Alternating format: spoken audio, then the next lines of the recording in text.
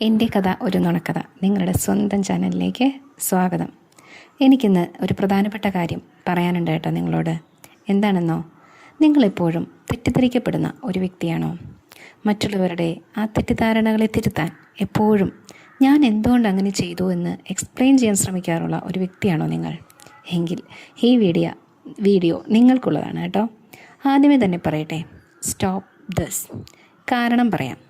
ജീവിതത്തിൽ ചില സിറ്റുവേഷൻസിൽ നിങ്ങൾക്ക് തീർച്ചയായും നിങ്ങളുടെ ഭാഗത്തെ ശരി അത് എക്സ്പ്ലെയിൻ ചെയ്യേണ്ടതായിട്ട് വന്നേക്കാം.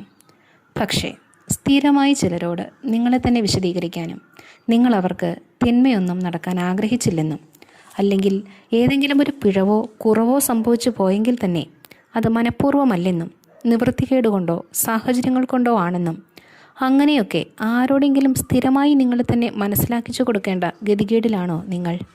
എങ്കിൽ ഞാൻ പറയാം, ആ പരിപാടി അങ്ങ് നിർത്തിയേക്കോളൂ. ആ ചിലർ എന്നത് നമ്മുടെ അടുത്ത ബന്ധങ്ങളാവാം, സൗഹൃദങ്ങളാകാം. കാരണം അവരുടെ മുൻപിലാണല്ലോ തെറ്റിദ്ധരിക്കപ്പെടുക എന്നത് നമുക്ക് ഏറ്റവും വേദനാജനകമായി തീരുന്നത്. പക്ഷേ സത്യം എന്തെന്നാൽ ഇത്രയും കാലം നമ്മുടെ കൂടെ ഉണ്ടായിട്ടും അവർക്ക് നമ്മളെ മനസ്സിലാക്കാൻ സാധിച്ചിട്ടില്ല. എങ്കിൽ ഇനിയും അങ്ങോട്ട് നമ്മളെ മനസ്സിലാക്കാനുള്ള സാധ്യത തീരെയില്ലെന്ന് തന്നെ പറയേണ്ടി വരും. ഇവിടെ ഏറ്റവും വേദനാജനകമായ കാര്യം എന്താണെന്ന് വെച്ചാൽ, ഓപ്പോസിറ്റ് സൈഡിൽ നിൽക്കുന്നത് നമുക്ക് അത്രമേൽ പ്രിയപ്പെട്ട ഒരാളായിരിക്കും എന്നുള്ളതാണ്. പക്ഷേ ചില തിരിച്ചറിവുകൾ നിങ്ങളെ ഇവിടെ ഹെൽപ്പ് ചെയ്തേക്കാം. അതായത് ഒരുപക്ഷെ ആ വ്യക്തിക്ക് നിങ്ങളെ എന്നല്ല ആരെയും മനസ്സിലാക്കാനുള്ള കഴിവ് ഉണ്ടായിരിക്കാൻ സാധ്യതയില്ല. ഇനിയും മറ്റൊരു തരത്തിൽ പറഞ്ഞാൽ, അയാൾ എല്ലാവരെയും സംശയത്തോടെ കാണുന്ന അഥവാ മുൻവിധിയോടെ കാണുന്ന ഒരാളായിരിക്കാം. തന്നോടടുക്കുന്നവരൊക്കെ അയാളിലേക്ക് കാര്യസാധ്യത്തിന് മാത്രം വരുന്നതാണെന്ന് ഇത്തരക്കാർ കണക്ക് കൂട്ടുന്നു.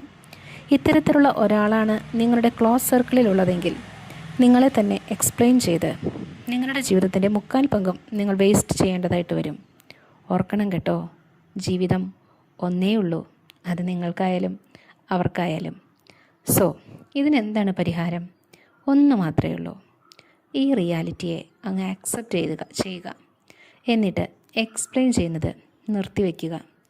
ആദ്യമൊക്കെ വളരെ ബുദ്ധിമുട്ടാണ് ഇത്. പക്ഷേ കുറച്ച് കഴിയുമ്പോൾ നിങ്ങൾ ഒരു പീസ് ഓഫ് മൈൻഡ് അനുഭവിക്കാൻ തുടങ്ങും. സാധ്യമാണെങ്കിൽ അത്തരം ബന്ധങ്ങളെ ഒരു കൈയകലത്തിൽ നിർത്തിയേക്കുക. അവരോടുള്ള ഇഷ്ടക്കുറവ് കൊണ്ടല്ല, ഇടയ്ക്കെങ്കിലുമൊക്കെ ഒരു മനസ്സമാധാനം എന്താണെന്ന് നമ്മളും അറിയണമല്ലോ. അതിനുവേണ്ടി അവർക്കാവശ്യമുള്ള ഹെൽപ്പ് ചെയ്തു കൊടുത്തേക്കുക. പക്ഷേ ആ വ്യക്തിയിൽ നിന്ന് തിരിച്ച് ഒന്നും പ്രതീക്ഷിക്കാതിരിക്കുക.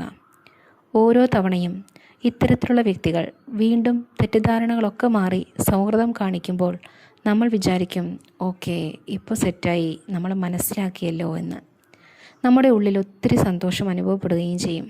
പക്ഷേ ആ സന്തോഷത്തിന് ഒട്ടും ആയുസില്ല കേട്ടോ. തൊട്ടടുത്ത ദിവസങ്ങളിൽ തന്നെ ഏറ്റവും സന്തോഷകരമായ മറ്റൊരു കൂടിക്കാഴ്ചയിൽ തന്നെയായിരിക്കും വീണ്ടും നിങ്ങൾ തെറ്റിദ്ധരിക്കപ്പെടാൻ പോകുന്നത്. അത് നിങ്ങൾക്കുണ്ടാക്കുന്ന മെൻ്റൽ സ്ട്രെയിൻ ഒത്തിരി ദിവസങ്ങളിലേക്ക് നിങ്ങളെ തളർത്തി കളയുകയും ചെയ്യും.